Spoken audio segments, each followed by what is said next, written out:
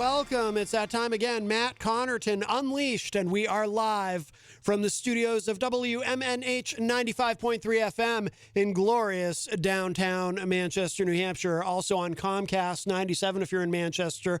Streaming everywhere at WMNHradio.org and on the Matt Connarton Unleashed Facebook page. Hello, everybody. And, of course, you can always go to my website, mattconnerton.com, for all your live streaming options and social media links and contact info and show archives, etc., etc. Hello to our friends at Raw Talk Online Radio. It is Wednesday, June 23rd, 2021, and we're going to dive right in because I have something to present. Last night, LaCoss and I recorded an interview with the amazing Dirk from Arrogant Media. And we ended up talking for a really long time. So we're just going to share a little bit of the interview during the live show today. And then we'll tell you where to find the entire, it's almost an hour. We talked for a long time. So I'm going to share with you about, I think maybe the first 5 to 7 minutes of our conversation, and then we'll share a little bit more at the top of the hour, and then that will whet your appetite to grab the full interview on the YouTube. But really, really great discussion. So I want to open with a little bit of this, and Dirk is very, very impressive, and it was cool to have Christian here for that as well. And then Gonzo is going to be popping in today here on the show, or at least that is the plan. And we have so much to get to, another busy Wednesday here on the program. But here it is. This is the first part. Christian comes in partway through. So initially it's just myself and our friend Dirk joining us by phone from the Central Time Zone in the United States. And this is really cool. I hope you enjoy it.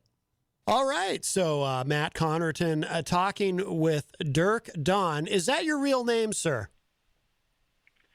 Yes and no. Here's the thing. When it comes to content creation, use a pen name. If you use your real name, you are asking for trouble.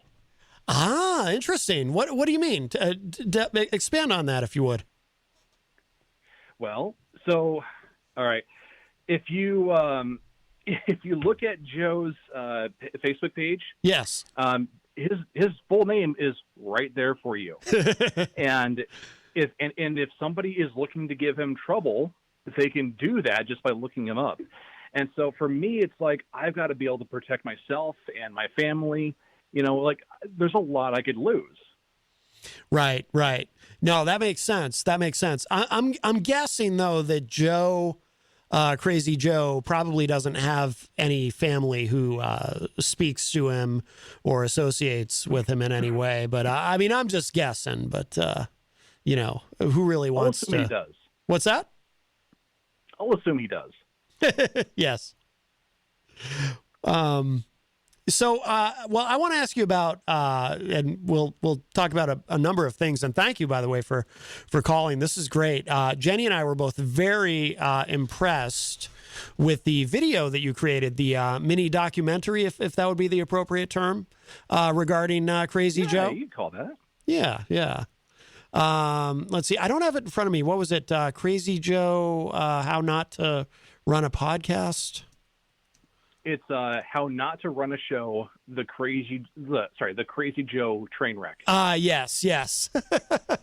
So, Dirk, what inspired you to create that video? Which is, again, Jenny and I were very pleased with it. It's wonderfully done, and it was a cool surprise to see that online. But what inspired you? Yeah, so there are a lot of people that do exactly the kind of video that I've done, and I tend to wear my influences on my sleeve. So when I discovered Joe last year, and it was from someone that I know posting something that Joe posted, and I thought, okay, this is a little bit off. Let's check out the page. Let's check out some of the live streams. It's like, okay, well, where's the show? And I realized, like, okay, maybe there's some screws loose with this person. Mm-hmm. And so I silently watched for months, and I was thinking, okay, you know what? I could maybe do a video talking about this guy, and more of a way of explaining, like, hey, here's what you don't do when running a show. here's what you don't do with audiences. But then something magical happened. I found out him rambling about you and Jenny. And so I paid a little extra close attention here and saw what was going on. It's like, okay, now I can actually do a lot more with the content that I'm putting out about this. Mm-hmm. So that's why I reached out to you.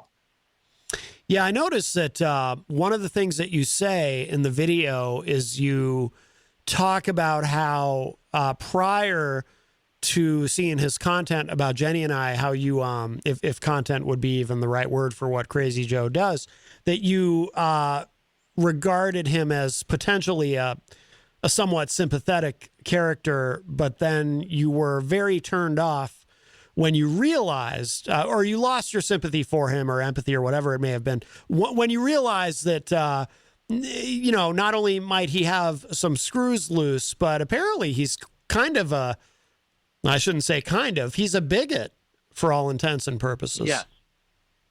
Yes.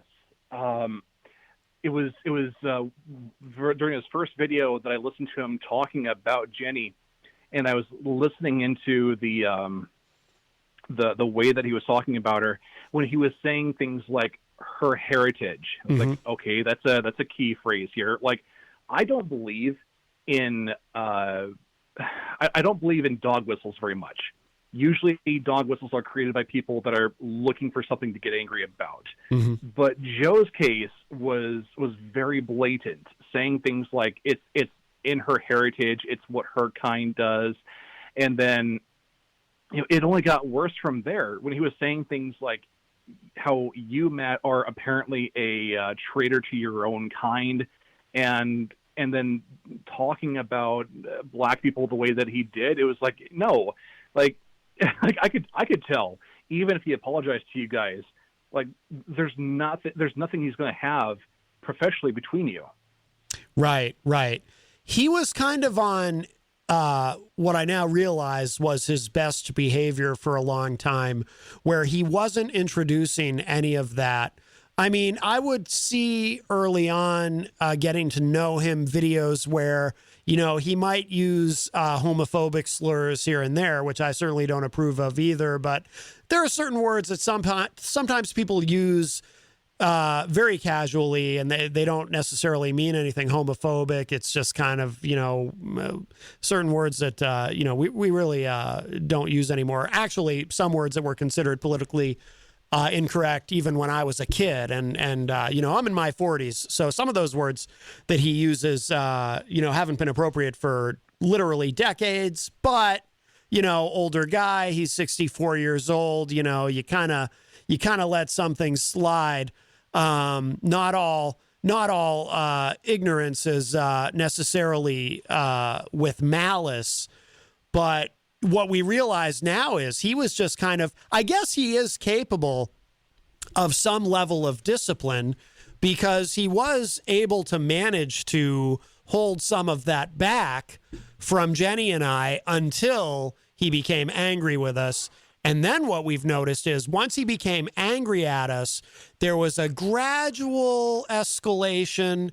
He started making references to Jenny's quote unquote heritage, aggressive about how he refers to black Americans. And Jenny and I were genuinely shocked when he went so far as to use the N-word for the first time in one of his videos that we're aware of. But it was kind of a gradual escalation, you know? He used that? Yeah, he uses, I've heard him do it, I think, twice now, a variation of the word. He only uses one syllable, and I think he thinks that gets him off the hook somehow. By the way, Dirk, we are joined in studio by our friend Christian LaCoss, who is a content... Christian, how you doing, buddy? Hey, I'm good. Yeah, Christian got kind of pulled into this whole thing with Crazy Joe. And Christian is also a content creator, so he's very excited to talk to you. And you know, he enjoyed the documentary as well. 100%. I heard YouTube, and I was very interested. Oh, yeah. But no, like, he came at Matt, when he came at you and Jenny, that's when I was like, oh, okay, you don't do this. You don't do this. You don't do this. And then he started throwing shots at me. And first off, he couldn't even say my last name right. And you know how I get about that. I mean, I'm trying to be comedic about this, but this guy. Well, listen to what he does to my last name. Oh yeah, that's crazy. But nah, man, I was actually with some people last night, and they overheard all of this. Yeah. And they overheard him say that he was going to sexually assault me. Yeah. And that's when they were like, "What is going on?" Yeah, yeah. I don't know how much of the more recent. So many live streams last night too. Oh yeah, I don't know if you've heard the very most recent ones, Dirk, but yeah, it really he just gets.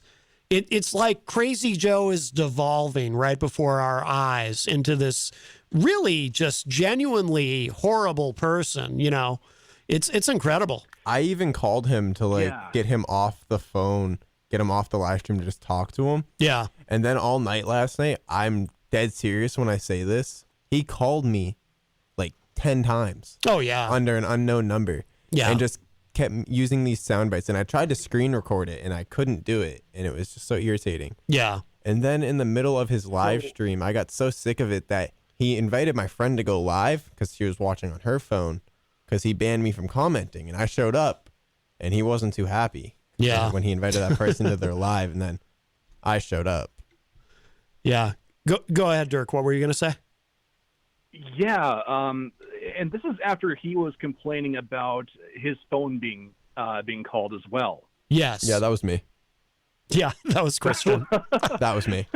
But I mean, but the thing is, like, you can actually get his phone number by trying to call his Facebook page. Yep. Like, Matt doesn't have to give it out. Actually, that's the wrong phone number. Yeah, the number on is it? The number on his Facebook page is different than the number I have. So I was trying to de-escalate it for a little bit, and then he started going off. Yeah, I gave Christian his number, and I I do still have his number in my phone if someone needs to get a hold of Joe for any reason. But could always message you that. But anyway, yeah. So it's just been pretty incredible to watch him. I'm surprised by this, Dirk. Tell me if this surprises you that this guy continues to be on Facebook with the things that he says. And I've had 20 people report him today. Yeah, and there doesn't seem to be any consequence though. It's amazing to me. I think he's broke the filter. Yeah, I guess so. Honestly. Well, it's a little weird to get into because Facebook is both automated and not automated at the same time. There are points where they'll actually have people look at the content to see if it is worth taking down or not. And I'm thankful that Joe isn't doing anything else that is stupid, because if he does anything like try doing copyright claims, like, you could actually take him to court for that. And he is threatening to sue me, so I guess I better be on my bestest behavior. I'm gonna say here, I do plan the minute, like, actually, no, never mind. I'm gonna keep that low. Okay. Actually. I was gonna say it, but Matt, you know what I'm talking about. Yeah. Well, go ahead and expand. Go ahead and expand on that, Dirk. You were saying that Crazy Joe is actually threatening to sue you. Yeah. So I found out that after work he messaged my Arrogant Media Facebook page, and he asked, "Do you got money? Because I'm going to sue you." And I'm censoring what he typed, and so I asked him for what. He said, "You'll see." So I told him, "That's not an answer. Again, what are you trying to sue me for?" Free speech, so buddy. Here's the deal. Here's the deal. The reason why I want Joe to watch this is because Joe is wanting to act like he's such a patriot. But if he is a patriot, then he needs to stand behind the ideal, the principle of free speech. And I'm not just talking the First Amendment. Mm-hmm. I'm talking about Joe is trying to intimidate me to get me to shut up. Mm-hmm. That is censorship.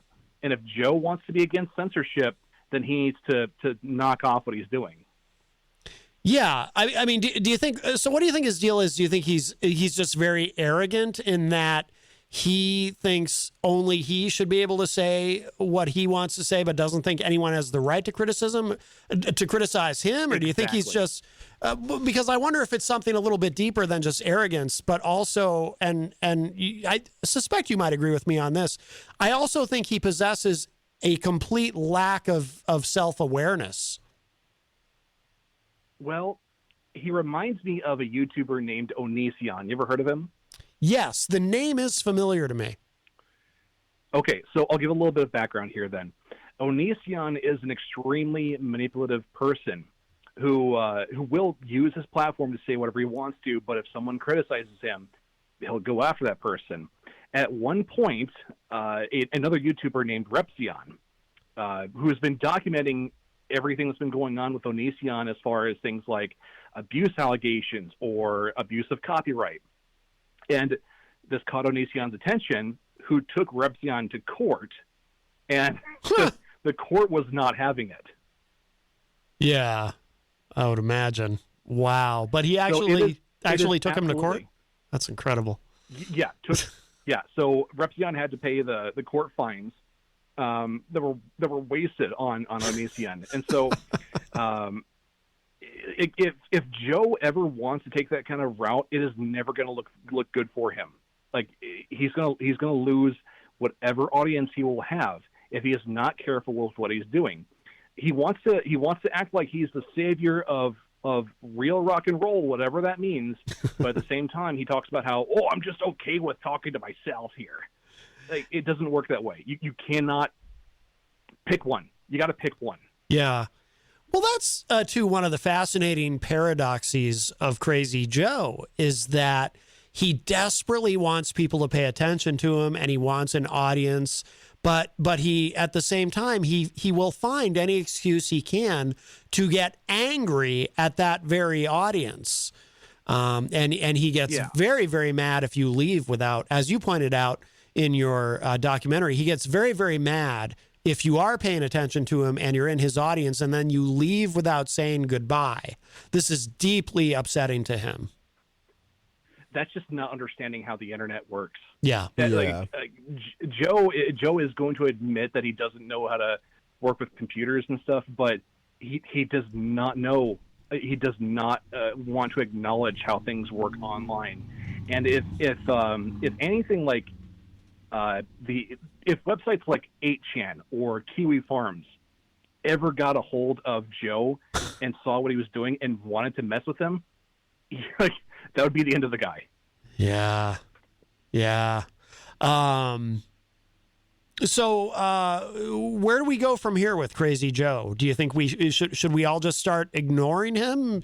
Should we? Yeah, honestly. I mean, what do we, or do we, I mean, I've been entertained by this experience. Jenny, I think, not to speak for her, but I think is a little bit conflicted because I think in one sense, she finds this all as entertaining as I do, but at the same time, she's uncomfortable being targeted by anyone about her quote unquote heritage, as Crazy Joe likes to say. So, I mean, does this eventually resolve itself anyway, in that one day we'll realize that Crazy Joe has been entirely deplatformed? I mean, what do you think, Dirk, is the responsible thing to do here? Or does it matter? You ever heard of a lol cow? Yes. It's spelled LOLCOW. Okay.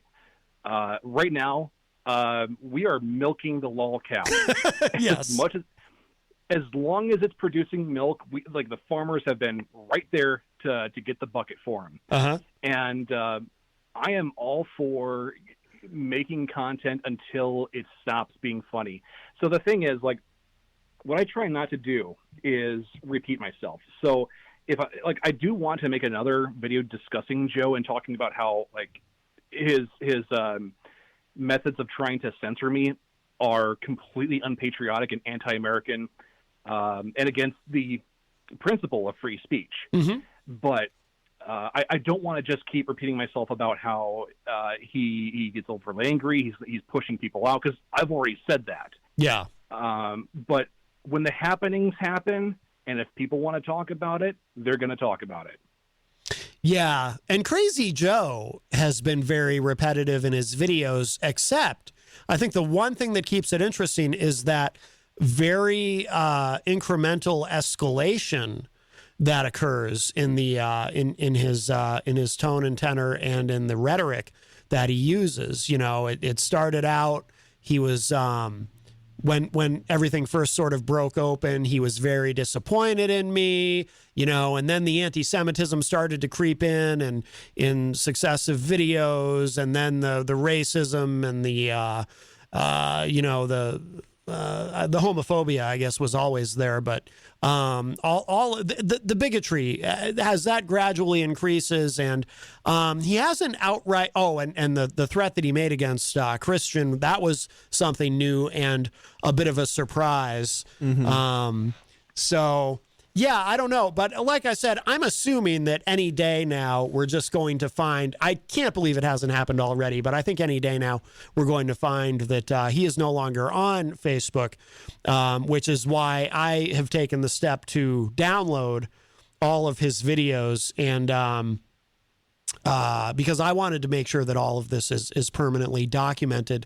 When it came to the point where he started talking about contacting WMNH, which is where we are right now, and getting me fired, I was like, okay, I definitely need to document everything this guy says, because as we were talking about on the show earlier, and I know, Dirk, you were in the chat room, so you probably caught some of this. We were talking about, you know, some people would prefer that we ignore Crazy Joe, and others believe, as I believe, as I think you believe, you must, or you wouldn't have made that video, that no, we need to name him and shame him. Here's why I'm sick of him. Yes. Because this is the second or third thing I've been involved with, and it's starting to get repetitive, and it's starting to get exhausting. Yeah. Because even my friends were like, weren't you just, last night, man, they were like, you're constantly under the microscope, aren't you?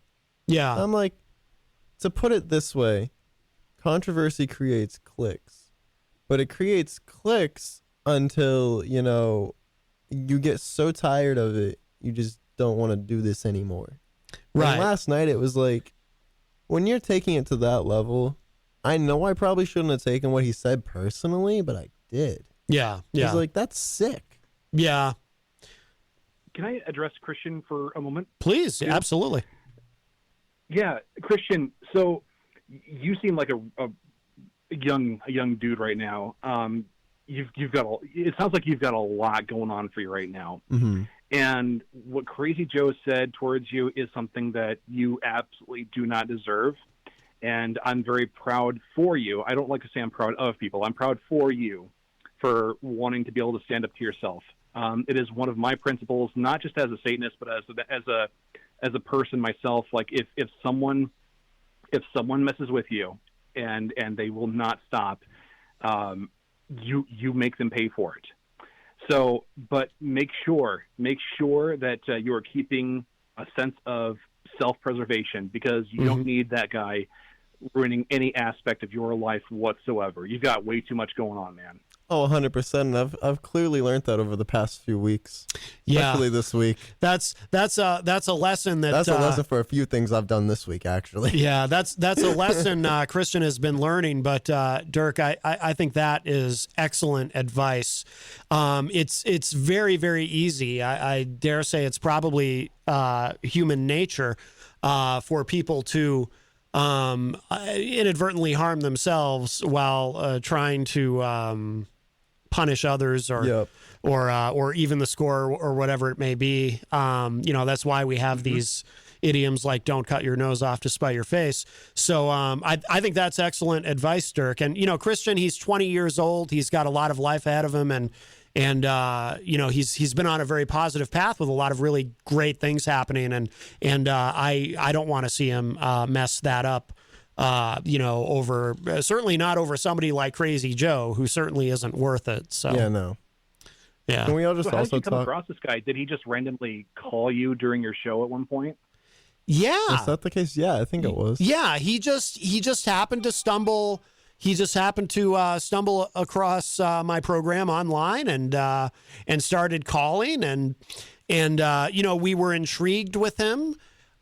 He kept calling, kind of enjoyed his calls. I think there was one or two instances, we're on FM terrestrial radio, so there was a couple of times I had to hit the dump button. We're on a 8-second delay because he kind of went a little too, he never swore, but there were a couple of things where he went a little far. Oh, 100%. With, maybe sexual innuendo or whatever. But for the most part, we enjoyed his calls. And then there came a point where he started getting angry at us because we weren't tuning into his videos and our fans were not going to his videos. So he started lashing out at not only me, but all the people of New Hampshire. And so this is actually Imagine he emails the governor. Yeah. You're not watching my show. That would be funny. So this is actually our second time through this because he got really angry and then he just stopped and he went away. And then he came back like 4 months later and started calling us again. And this time things have gone much, much further. But it's actually our second go around with Crazy Joe. But there shall not be a third, obviously, now that we know the real Crazy Joe and what a bigot the guy is. For real. Can we also talk about how on his website and stuff, the mic he's posing with, right? Yeah. It's not even plugged in. Yeah. There's no XLR. Yeah. I'm sitting there and I'm like, does this man really know what he's doing? Or no. Are these all props? Yeah, it's all props. I mean, if you look in the back, and Dirk, I think you might have pointed this out or alluded to it in your video, but his equipment is, it appears to be useless. He posts pictures and videos with equipment behind him, and then if you look really closely, it's cassette tape decks and stuff that isn't actually plugged into anything. It's kind of bizarre. It's almost like a fantasy world that he's constructed for himself. It is. So it brings me back to my own humble beginnings where, excuse me, my whole thing with content creation started with a good friend of mine approaching me about how he wanted to make a podcast at some point. And so I thought about it and I realized, okay, I've got a MacBook and I've got a really crappy USB microphone. That's how I started. It's a blue Snowball microphone. So I just stuck that between us and we used it to record, and it sounded like garbage, but I knew the content was good. And then once I was more comfortable with trying to do things in a way that sounded more professionally, I picked up a mixing board and I learned how to properly use it. And if Joe wants any kind of progress in what he's doing, he will do the same, and he's not. Mm-hmm. Mm-hmm. Right, exactly. By the way, just a side note. So I started out in we were using a very old computer. This was I've been doing this for quite a while.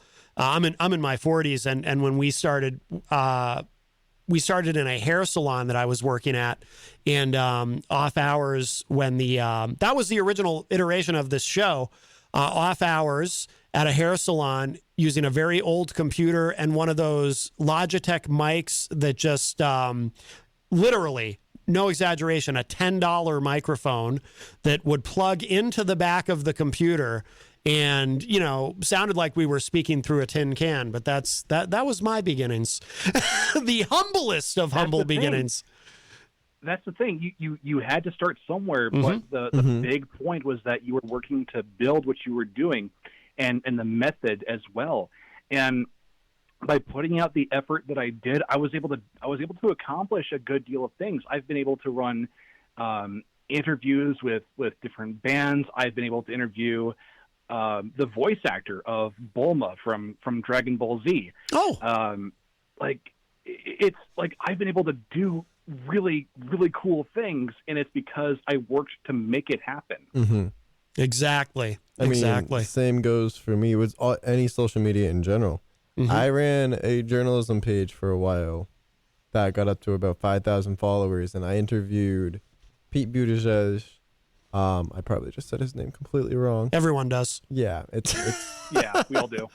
And I interviewed him, and I interviewed a few other people, and I got into all these events to see how politics work, and then I was like, well, this is interesting.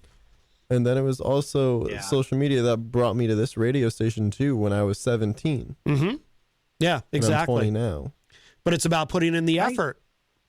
Yeah, can I talk about this this thing about like rock and roll being dead and saving rock and roll? Oh yeah, too? it's completely dead, man. Yeah. So, like, bands don't really need the big name record labels like they used to. My favorite band, Fear Factory, just came out with a new album, and it just released last Friday, and it's available on vinyl. It's available on cassette. I have both of those two ordered and coming in the mail soon. Like I'm still buying my music off of cassette. The audience is there, but the audience is never going to be static. Like I've started listening to a lot more dungeon synth, which sounds like 1990s computer fantasy music, and it was originated by black metal musicians in the 90s. You have to find new stuff that's out there because it is. You just have to dig for it. Absolutely. Yeah, totally. It's funny. I was just a little bit earlier, I was having a conversation with my father. My dad is 74 years old, and my dad but he's unique, and he's always been like this. He loves listening to and finding new music. Like, he's never gotten stuck in the past. He's and it's genuine too. It's not like he's trying to fit in with people who are younger. He loves, not that he doesn't appreciate, the golden oldies or whatever, but he lives in an area where there's a college radio station, and he loves listening to that station and being exposed to all kinds of new music. My uncle is like that too. So maybe there's something genetic, because most people stop listening to, they just, at a certain age, they just say, okay, I've heard all the music I'm ever going to like, and I never want to hear anything new from this moment forward for whatever bizarre reason. But my dad's never been like that. And my dad said to me, he said, hey, by the way, tell Crazy Joe, there's a lot of great new music out there, and he just needs to give it a chance. Now, I don't think I'm not going to bother to pass that advice on to Crazy Joe, because he doesn't want to hear it, and he's not going to do it. But even my 74-year-old father understands that you don't need to save rock and roll. Rock and roll is doing just fine, and there's plenty of it. Mm-hmm. Well, and if it goes the way of like swing music, like back in the day, swing music was the big thing. Mm-hmm. But if it becomes no longer the big popular form of music, that's okay. Like, culture is always going to constantly evolve. Mm-hmm. Even hip hop is not the same as what it used to be. Like my father, 100%. My father in the 80s, like, started to become bored of music. Like, he doesn't think that Iron Maiden is metal either. And so when I was growing up, I was like listening to just Christian rock, because that's all I knew. So it was stuff like Petra, Newsboys. But then once the movie Triple X came out, like, I went to the theater for that with my father, and we both discovered Rammstein. And it just lit him up. He loved it. Got to a point where he and I were purchasing our own copies of the same album. He's gone to see them live. Like, he loves the artistic merit that the band has. Mm-hmm. And to see him passionate for that was incredible. And then seeing him discover dubstep and like really enjoy what he was hearing back when that was a big deal. Like, that was so much fun to me. Yeah. Oh, that's very cool. Which is awesome, because being a DJ, that's actually how I got into DJing, was EDM and dubstep type music, because I've always had an interest in it. And coming from a musical background, I've been doing sound engineering and audio stuff since I was 14. Yeah. Yeah, don't stop doing that. Like, a buddy of mine has been DJing for the Radio Free Satan Network, doing the Metal Grotto for 7 years now. And like, I love the effort that he puts into it, because he genuinely makes a great show. Mm-hmm. And that's what I try to do every day, because, listen, I said something earlier too. Music, it's my therapy. And, DJing too, that's exactly where I want to be, because I'm in front of a crowd. I'm putting on a show, whether it's lights, music, hyping the crowd up, getting these people dancing. That's my therapy right there. Oh, yeah, absolutely. But I think with Crazy Joe, I think with the music, it's like, I think everything about Crazy Joe whether it be the music or his attitudes about things and the language that he uses. It's all he's like he traveled here from the past. I don't even know what year, but it's like he's not from the year 2021. You know what I mean? He's a 64-year-old man, but he's a 64-year-old man from 1974 or something. You know what I mean? It's maybe he's a time traveler and we just don't know it. I don't know. And there's a place for people that want to play the music that Crazy Joe likes. Like the audience is there. It's, he's obviously part of that audience. Like if he wants to make it, then he has every ability to do so. He just needs to put the effort. Right. Exactly. But he never will.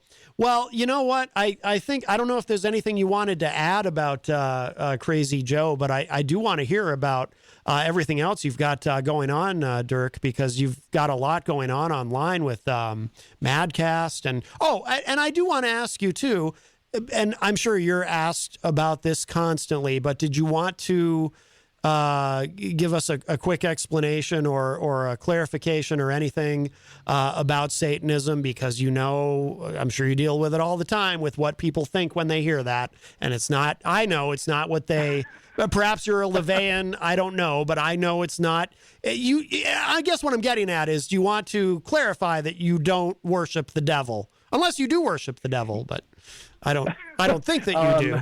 Theistic Satanism isn't really a thing. We're atheists who like theatrics. Yeah. I am an advocate for the religion because I like to help people understand the religion. So I'm very active on Reddit about it, and having people approach me saying like, "Hey, I learned a lot from you." Like that itself feels fantastic. But it's really like, we don't like to proselytize. We don't like to try to get as many members as possible. We're misanthropic. We don't like other people, and we want to see the best in people that they're able to produce. That's really the big idea. If you've got a talent and you want to make something out of it in your life, do it. Mm-hmm. We're not like the church is not interested in like how much of the Satanic Bible have you memorized.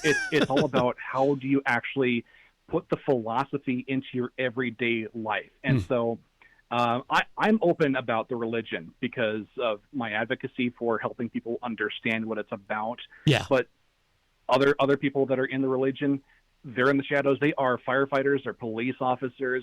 You may have come across people who are in that religion and never would have known it. Mm-hmm.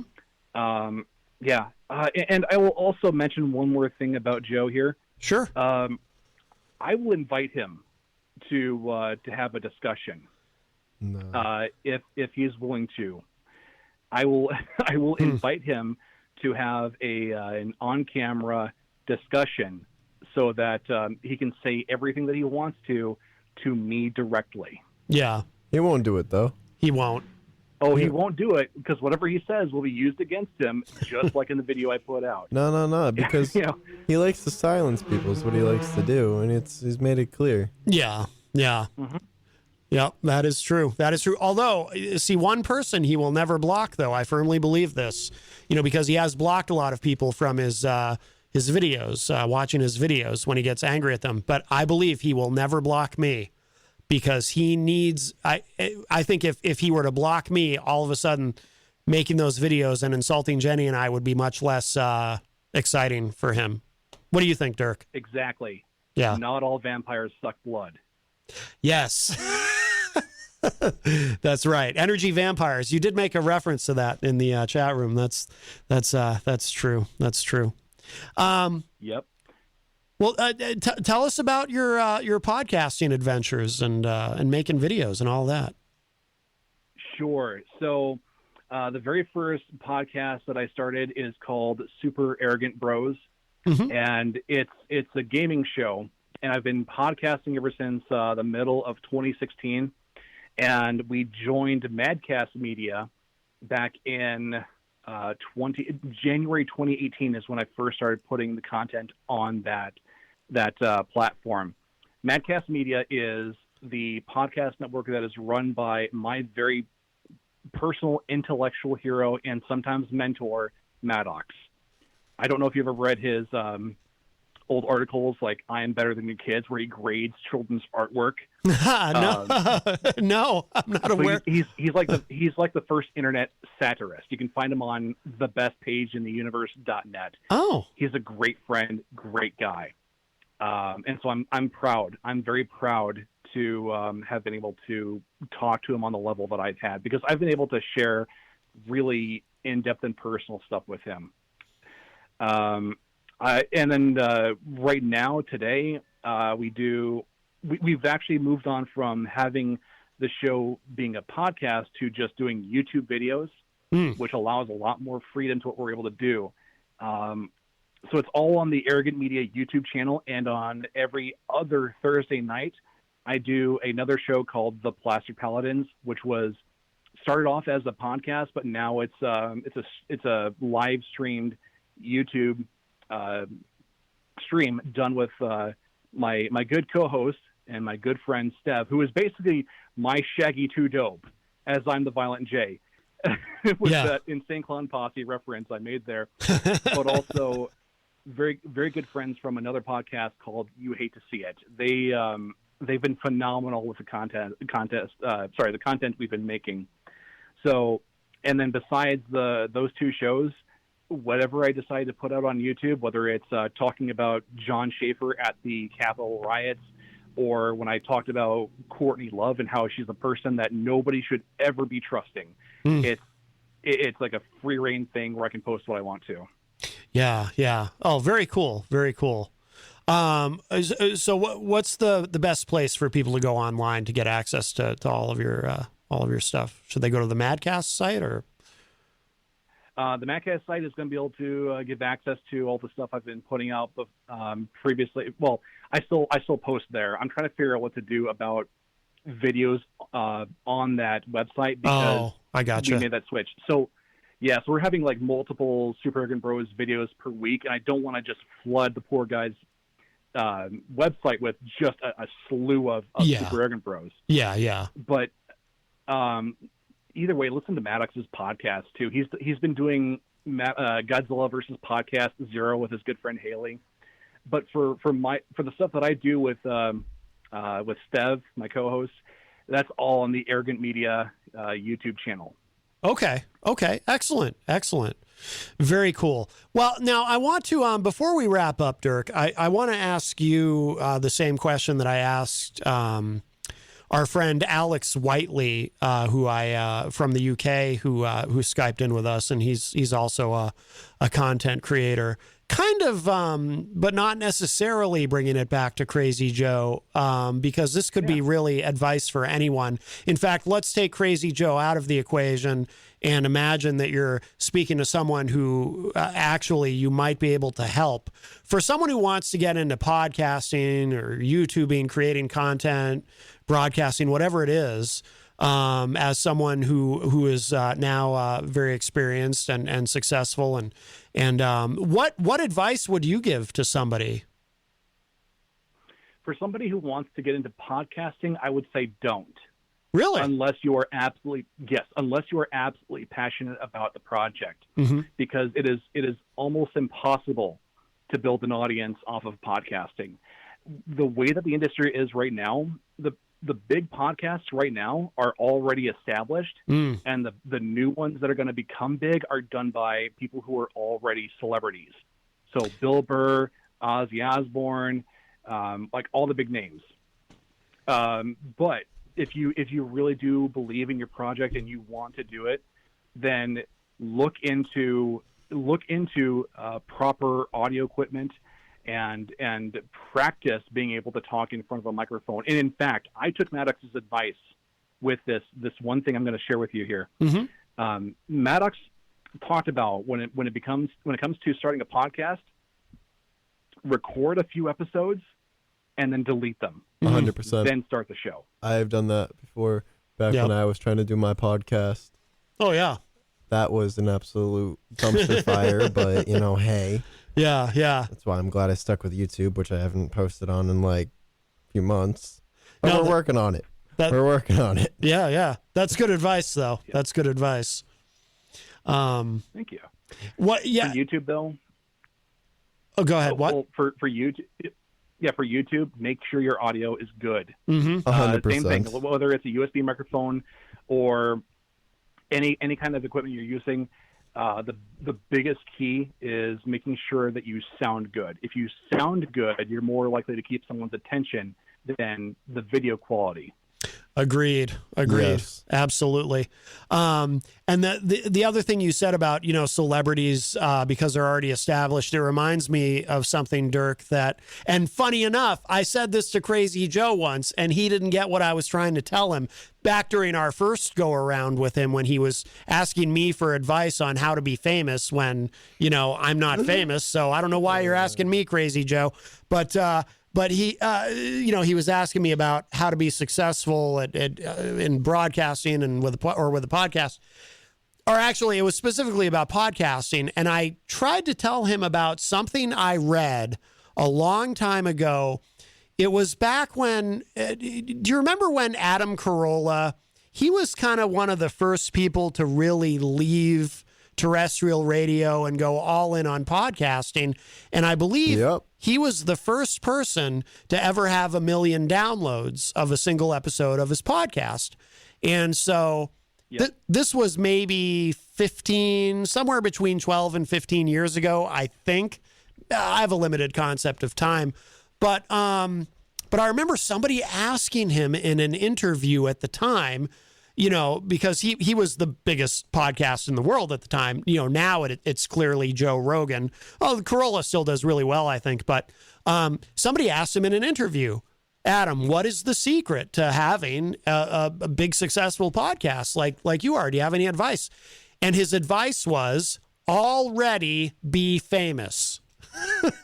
Because if you're already famous, you're going to have a successful podcast. Exactly. If you're not already famous, it's going to be a long, hard slog. And that's why a lot of these big name YouTubers like Logan Paul, a few other people, dude, they went over and they killed the podcast game. Yeah. But it's if you're getting in on any of this to become famous, then you're doing it for exactly the wrong reason. I was just about to say, never do this don't do it. Expecting to make it a job. Right. That's like DJing. I had someone tell me the other day, if you're in this to become the center of attention, don't do this. Yeah, you got to love music. Yeah. I made Super Urban Bros legitimately because I believed that other gaming shows sucked. I was tired of listening to shows where it was like people sucking up to the big guys in the industry. And so what Steph and I do is we honestly talk about like, hey, maybe you shouldn't be spending your money on this thing. And while I talk about how I have no more interest in Star Wars anymore, I moved on to a new love of my life, Warhammer 40K.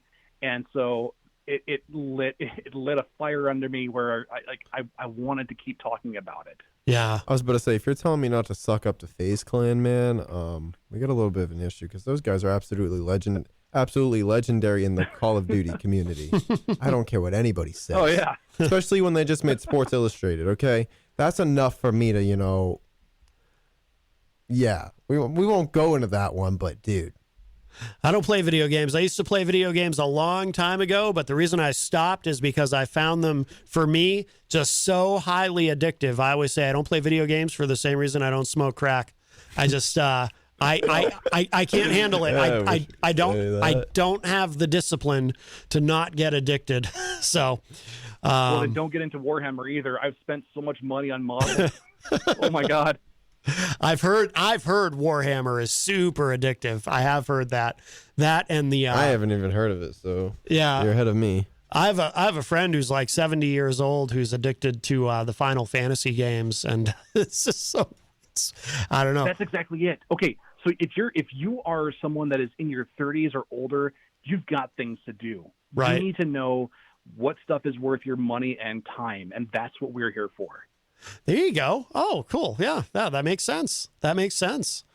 All right. Dirk, Don, this has been absolutely a pleasure. Thank you so much, my friend. This has been a great conversation. So there you go. That was Christian and I talking with our new friend Dirk Don from Arrogant Media. And I see Dirk in the Facebook live chat. We recorded that last night because Dirk wasn't able to join us during the live show. Some of you may have noticed if you were here from the beginning of the show, I called an audible. My original plan was... I do like to keep things somewhat spontaneous, though, on the show. My original plan was I was just going to play a little bit of it in the first hour and a little bit in the second, and then, because it was a long conversation, and then I would just tell you at the end where to find it on social media, on YouTube, if you want to hear the whole thing. But I was so into listening back to it, and I actually even got a couple of messages online from people saying, this is really good. You should just let it play through. So give the people what they want. So I decided to just allow the whole conversation to run. But it is up on the IPM Nation YouTube channel as well, and we'll remind you exactly where to find it in a little bit. But we have a call. Hi, welcome to Matt Connarton Unleashed. Who's this? So you like to give people's phone number out and like to do criminal activities like that? Borderline the law? What's your problem, man? You like to give out people's phone numbers without their permission? I don't know what you're talking about, Crazy Joe, but I'll tell you what, if I was going to do criminal activity, I wouldn't do it borderline. My grandfather told me if it's worth doing right. I'd go all in. I'd rob a bank or something.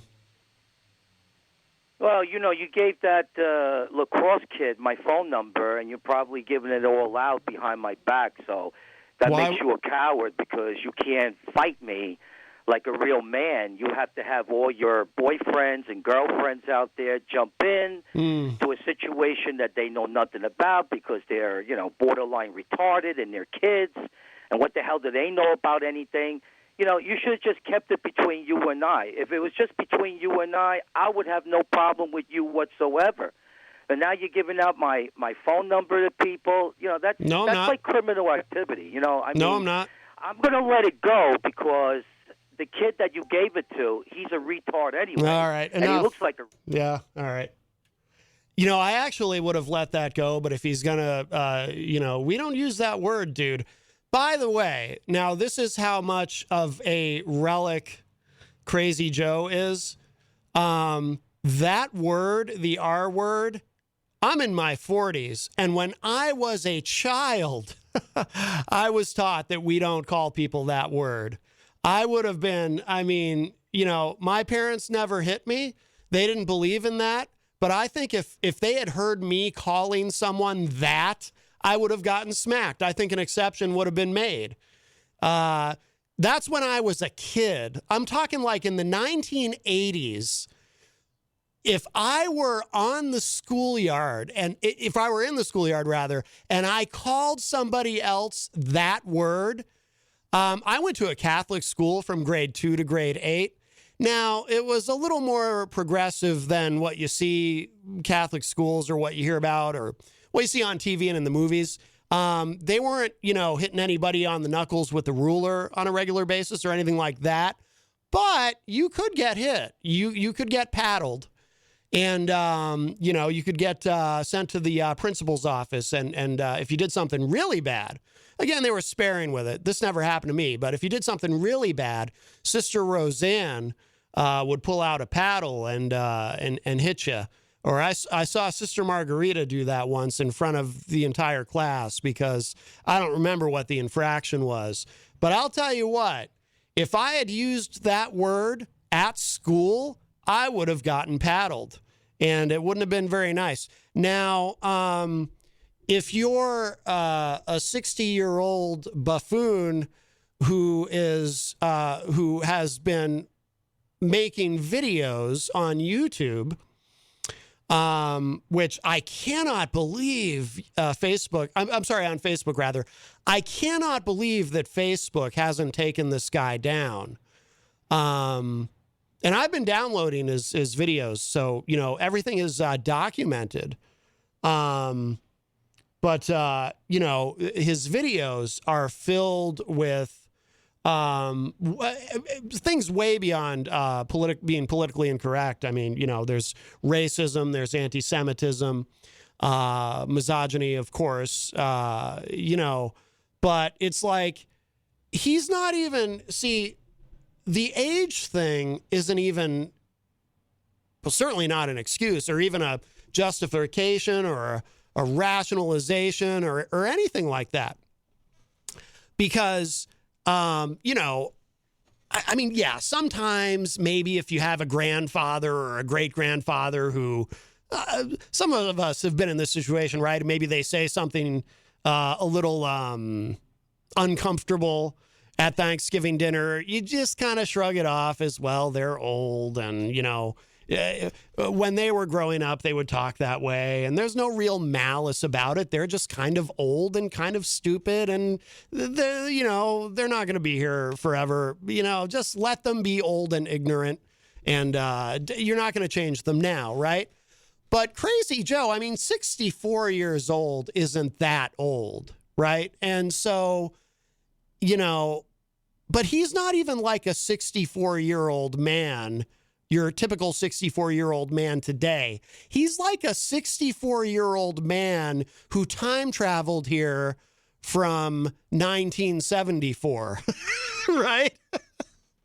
I mean, he really is like someone from a bygone era. Like just, he's a caricature of himself.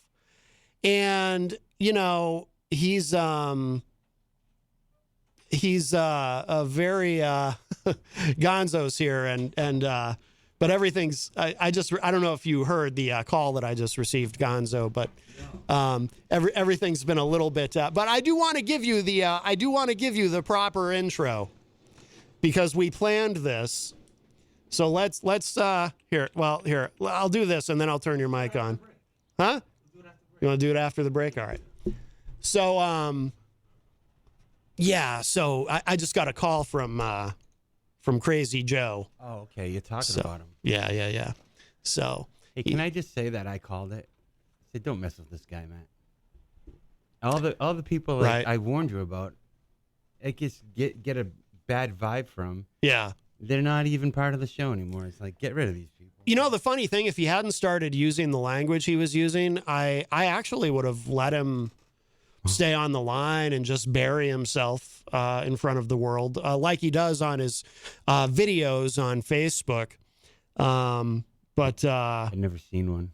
Oh, yeah, you should check it out. I can't. If you want to see a 64-year-old man from New York just say horrible things about people. And I, for the life of me, cannot believe, and I'm not a big deplatforming guy. You know, I'm not a big fan of that.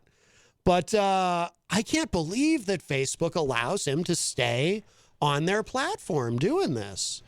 And yeah, I can't believe the longevity he had, to be honest, on this show. yeah, I never found him amusing. Never found him even funny. Even his shtick was okay.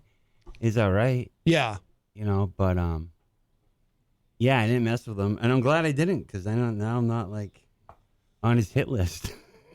Right. You are. Well, yeah. Sorry, I don't but you know. are. I mean, I don't know what he's looking for from me, but you know, he's talking about me giving out his number to everybody. Hey, idiot, if you're still listening, your number is posted on your Facebook page. And even if it wasn't, it's not that hard to get somebody's phone number, dude. Oh, he wouldn't know that because he's a 64-year-old man who time traveled here from 1974. I forget. So, Joe, let me explain something to you. Matt, I assure he's listening, by the way. Yes, he is. It is not that hard at all to get someone's private phone number. I know that back in your day, back in your century, I understand that, you know, when we used to use, do you remember these, Gonzo? It seems like a lifetime ago. Remember when we had phone books? Oh, yeah. You know, and you could look somebody's name and phone number up in the phone book. But if they told the phone company they wanted their number unlisted, then too bad, too sad. Their number wouldn't be in the phone book. They had an unlisted number. But things have changed quite a bit, Crazy Joe. And in this day and age, it's not hard to get someone's phone number. My phone number is, geez, I have it right on my website. Intentionally, I want people to be able to get a hold of me for business reasons. Yeah. But, dude, you know, I'm not out there giving your phone number out. Sorry, man. I'll tell you what. If he were to murder you, Matt, Mm-hmm. it would be a crime of passion. Right. 30+ stabbings. Mm-hmm. Thank you for that, Gonzo. That's how they know it's a crime of passion. I cannot even begin to find the words to You're welcome. to describe how helpful that is. Really. Thank you. All right. Thank you. Sorry, Jenny. Yeah. Oh, yeah. Thank you for apologizing to Jenny for my imminent demise. I appreciate that. Yeah. I said if. Right. All right. We are going to take a quick break, and then we will be back. Gonzo is here, and also a gentleman named Dillon is going to be calling us. We'll grab this call first. Oh, nobody there. Okay. All right. We will take a quick break. I have a little Tom Petty song that I think would be appropriate to play, and then we will be back. Dirk says, remember using phone books to make crank calls. Yeah, exactly. We'll be back. Don't go away. More Unleashed coming up.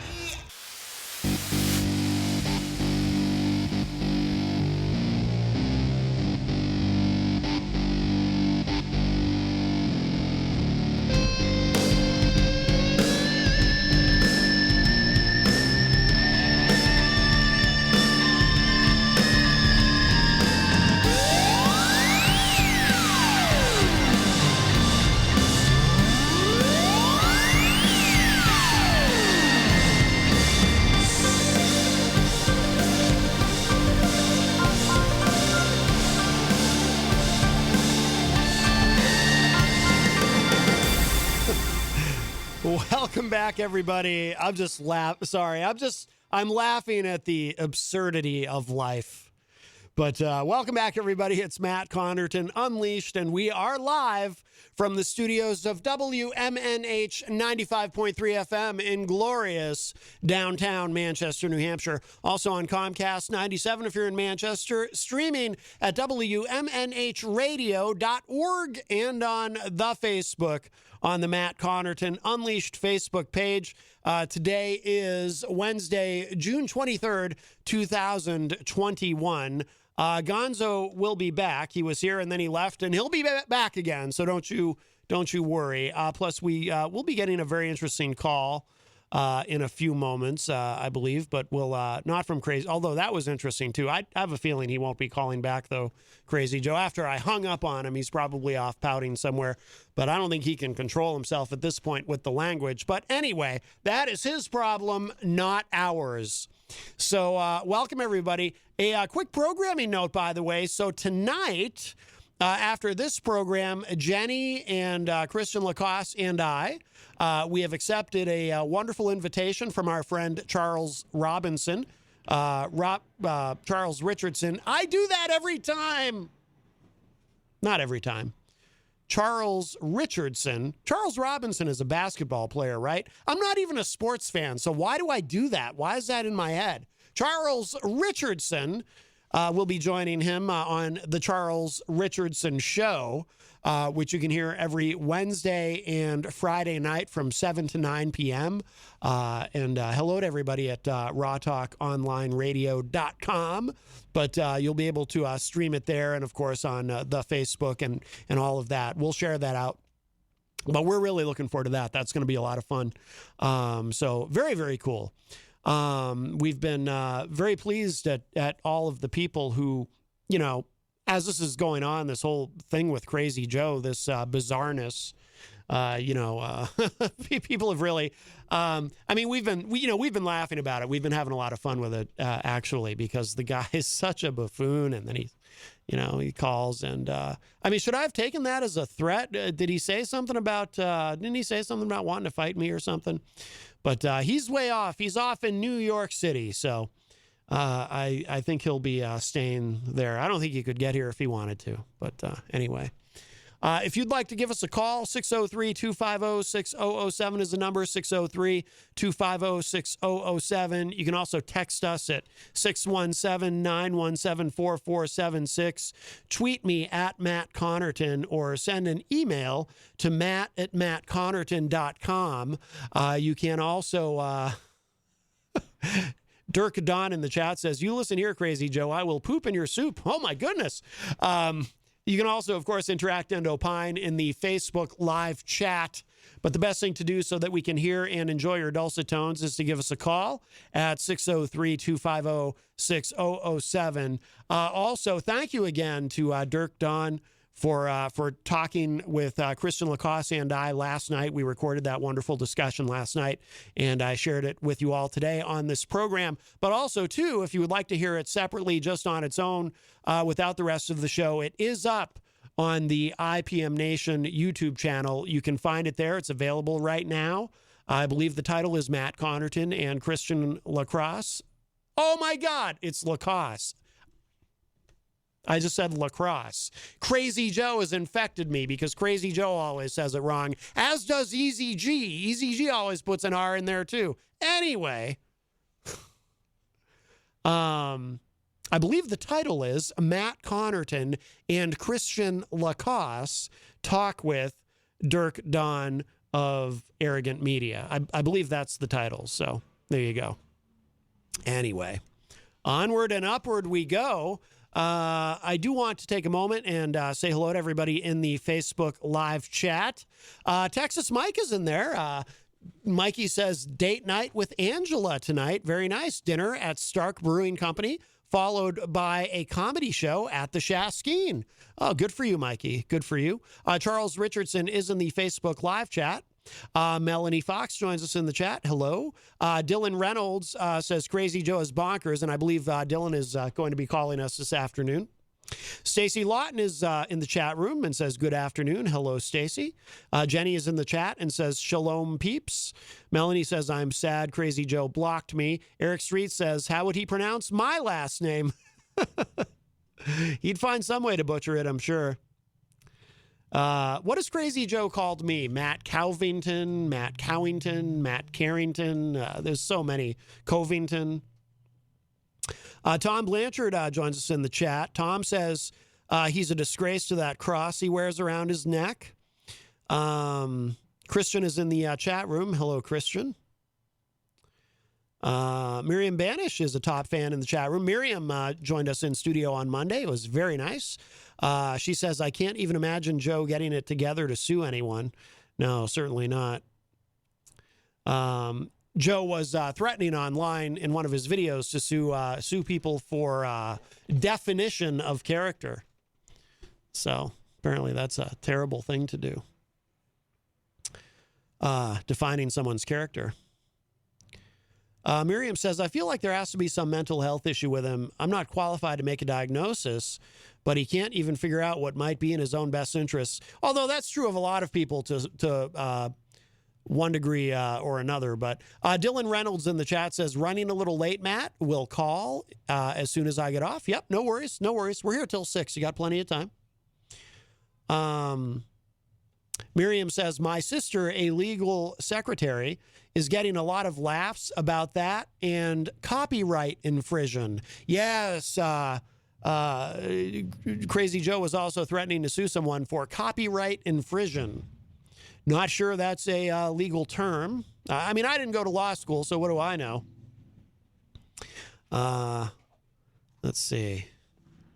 Just want to make sure we don't miss anybody in here. A lot of folks in the Facebook live chat today. Some new people, which is always wonderful to see.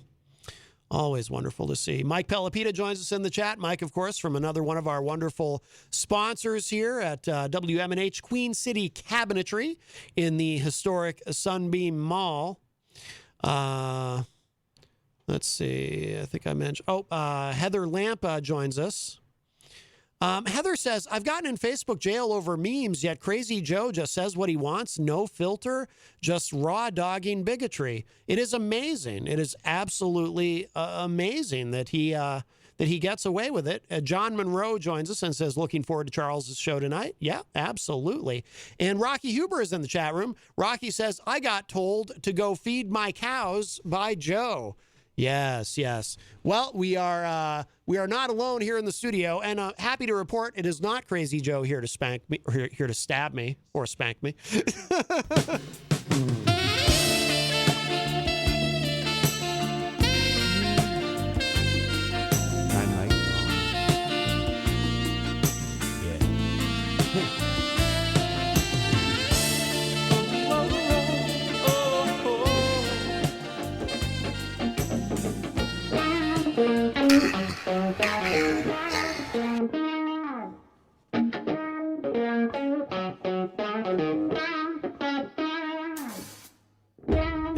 brother. For life. Biggest icon in wrestling.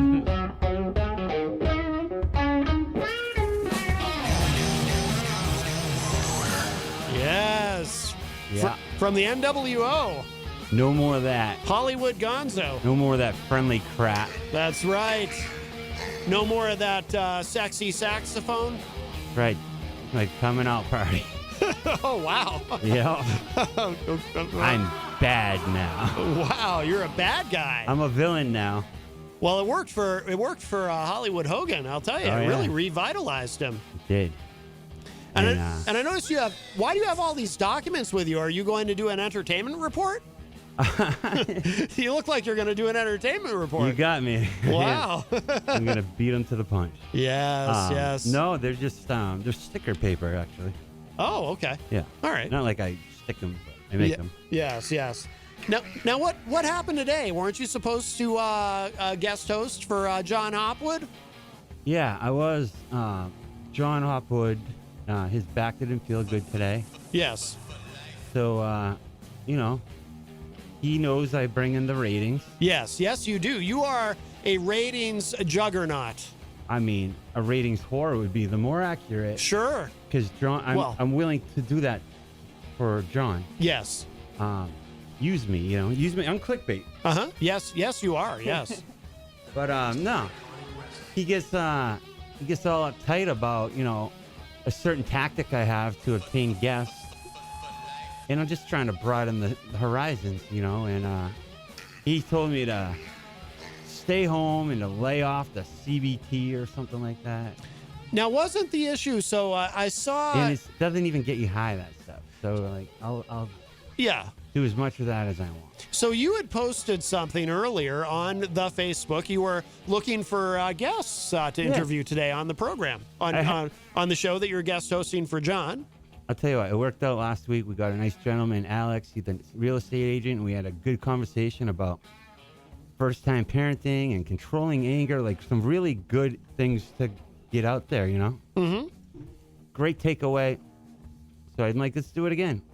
In the meantime, I lined up like 3 cool guests. One of them was a Santa Claus that runs a Santa Claus camp on how to teach people how to be Santa Claus, but it's a summer camp. I thought it was kidding me, but it's real. Yeah, wow. And another guy wanted me to check out his axe throwing business. Mm-hmm. Up in somewhere, I don't know. And another one wanted to talk about the high prices of an apartment, how she's being driven out to the street in 18 days. Oh, wow. That was the one I had lined up today. Some real good conversation, but he didn't like the way I was trolling Facebook. But I just, like I said, I wanted to get some good content out there. And I was going to have a theme. Strangers with candy. I'm candy. So every week, because I'm candid. Sure. I'm a candid person, I so I'm get it. candy. Yes. So, Yes. yeah, and I like Canadian bacon. It's like John Candy. Sure. Oh, okay. Wow. So anyway, I get the call. He's like, stay home, rerun. What's wrong with you? And I'm like, John, babe, John. And he's like, I can't believe you would do that. Like of all the adolescent sophomoric things to do, you're trolling the internet. Ha! That's new. I'm working on that. Yeah, one. I noticed that. Yeah. Wow. All right. Yeah. But anyway, well, I Howard don't. Zinn wouldn't do that, of course. So I thought, I assumed because it was his shirt, his show, he would watch last week's episode where I explained the whole process. Yeah. But he must have caught wind of it because I posted it and there was big time, comments. First of all, people call me weirdo and they're like, "Oh, is this a casting coach type of thing?" Oh. I'm like, "No, not here. That's for my other show." Oh, right. Gonzo Unsheathed? Candy. Oh, yeah. I don't know. Yeah. Yeah. I haven't named it yet, but. Oh, yeah. No, my point is, I just thought, but I can see his point to it. Ian, as Rob Diane would point out to me, it's his show. Yes. Which if you read the screenshots that I betrayed his trust and showed you, I absolutely took the high road. and then it deleted the ones I didn't want you to see. I mean, like everybody does before, or they crop out. Like, if a sentence is missing the first part of the sentence, Yeah. would you have a fat thumb? You screwed up the cropping. Come on now. Right. But, Now, but if he wants war, oh no, he's got it. oh boy.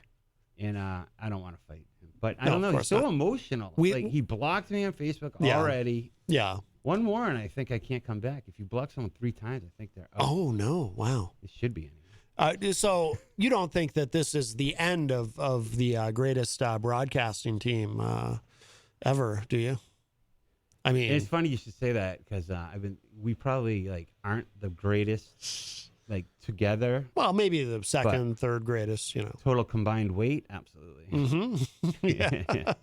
Him and me, his satire, my sad tire. Oh, yeah.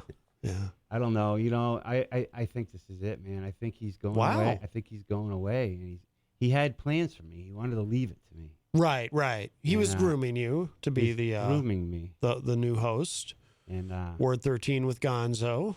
Ward 13. You were like, I was gonna keep it Ward 13, but strangers with candy. I almost feel like, you know, if things don't, if he doesn't come around, I mean, this could be compared to the situation of Jay Leno and Conan O'Brien.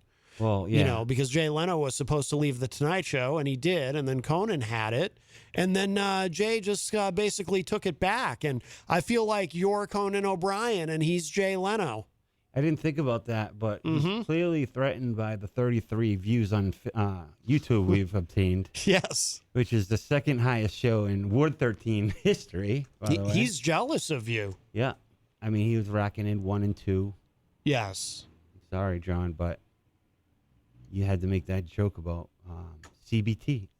And now I didn't read it. I heard he posted something like Gonzo won't be hosting. Yeah, I saw that. You Yeah, don't see that often. he said you were canceled. Usually they're like Gonzo will be hosting this week. He'll get over it. Yeah. He'll get is over that ape of a man done talking yet? We have a call. Hi, welcome to Matt Connarton Unleashed. Who's this? Hey, Matt, this is Dillon. Hey, Dillon. How are you, my friend? What's up, Dillon? I'm doing good, man. Just got off work. Thought I'd be in a little bit sooner, but I'm here now. Very good. Very good. You want me to let him in? What? It's locked. I got locked out. You want me to let him in? Who? Dylan, isn't he here? No, he's on the phone calling the show. Okay. Yeah, he's not. Gonzo I'm sorry, Dillon. Gonzo means well. He just he gets confused. It's cool, man. I know how radio works. Yeah. Where are you from, Dillon? I'm actually from North Carolina. Oh, okay. Very good. Very good. Yeah, so I'd actually never, heard of your show or listened to your show. I've actually, this is going to sound very counterproductive to what I'm about to tell you guys, but I've been following Crazy Joe for the better part of about 3 years now. Wow. Yeah, you've really hung in there. Man, it is like watching a dumpster fire. It is awful. Mm-hmm. Mm-hmm. And the only reason I continue to watch is because he says just the most outlandish. I mean, obviously, you've clearly seen some of his videos. He says the absolute craziest things, and you kind of just can't. It's like looking at an awful wreck. You just can't help but look. Yeah. Well, it's especially interesting to some of us now because he spends so much time being critical of me and of Jenny and of everyone here in New Hampshire. It's pretty surreal. Oh, yeah. It's pretty surreal. And I'm sure for a lot of our listeners who are here in New Hampshire to hear this guy from New York who apparently now has decided that he hates everyone who lives in New Hampshire, even though he's probably never even been to New Hampshire. It's quite bizarre. Yeah, from what he says, I know you're on the radio and I'll keep it radio friendly, but he's very critical of people from the Midwest or from the South, Mm-hmm. people that he thinks have a lot of romantic relations with various farm animals. Mm-hmm. So Yeah. he's an odd character. So when I first met, I'm not gonna say I met him, but when I first saw Crazy Joe, somebody had just shared a random video, and me and my girlfriend were sitting there watching. We're like, who is this guy? So he would get on Facebook, of course, the Crazy Joe show, and he would try to play, music and do a full radio show, from his phone, which can be done. Obviously, very difficult if you've ever tried to broadcast anything from your phone. Mm-hmm. So he would get on there, and then, of course, over time, Facebook's policies started changing. They started putting up, copyright ads and stuff like that. If you were playing music, they would take your videos down. So, he would take out his anger in live videos against what he calls face crap, Mm-hmm.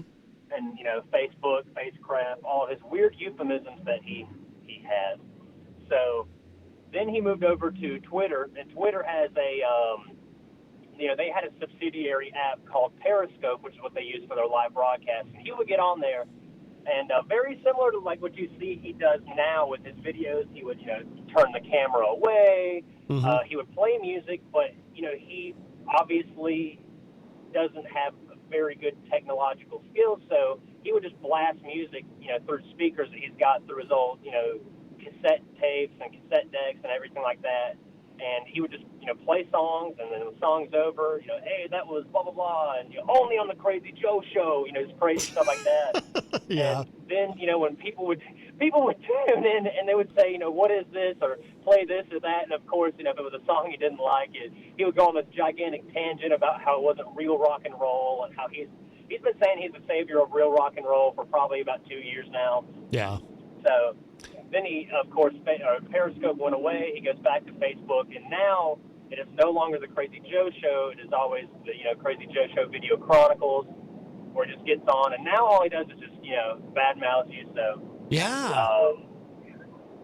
It's been a wild ride. Yeah. Yeah. I got a question. About how many viewers in this 3-year period where's his ceiling been? Where's he peaked at?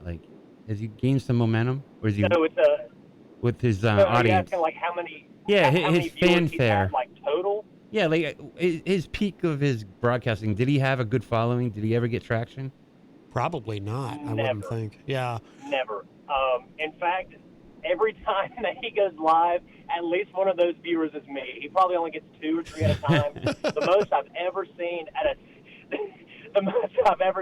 single time was actually when you and Jenny were on there about 4 or 5 days ago, and there was about 10 people on there. That's the most I've ever seen at one given time. Yeah. It's an awful mess. Yeah, it's pretty amazing. And I was saying earlier too, Dillon, I can't believe that he is allowed to do this on Facebook. And, I'm not a big deplatforming guy, but at the same time, I know people, and I'm sure you do too, or maybe it's even happened to you, people who get suspended or they get slapped by Facebook for posting a meme or something that someone thinks is inappropriate or whatever, and they get punished for it. Crazy Joe, meanwhile, every day he's posting multiple videos that are very offensive, genuinely offensive, and he just gets away with it. They won't. I guess a couple have been taken down because I've had people message me and tell me I reported a video and they actually took it down. But for the most part, he gets away with it. It's incredible. Yeah, he did actually get served. I think he got a 30-day ban last month. I think. So he finally got hit with the ban hammer. And listen, I'm like, relatively conservative, relatively libertarian. I'm all about free speech, but there's a very, very fine line between free speech and just, saying the absolutely abhorrent and awful things that he says. Yeah. I mean, it's to the point where, literally, it is absolute, degrading, of course, what he says about women. And then right after he says, these awful, horrible things, nobody has more respect for women than I do. He just goes insane on these people. I'm like, dude, it's obviously. Listen. I'm not a psychologist. I'm not a certified medical professional. But there are, his elevator don't go to the top floor. Yeah. Yeah, something is wrong. I've been taking some criticism from a few of our listeners who are good people who mean well, but who think that we should just ignore him and whatnot. But what I've tried to tell people is, for one thing, and I'm sure you realize this, Dillon, we've been dealing with this onslaught from this guy with humor and trying to just laugh at him. But also, too, name him, shame him. If he's going to say anti-Semitic things, well, we don't want to just ignore that. We want people to know, hey, that's what this guy is doing, Matt, did he ever? Yeah. Did he ever use the N-word? Yes. He did.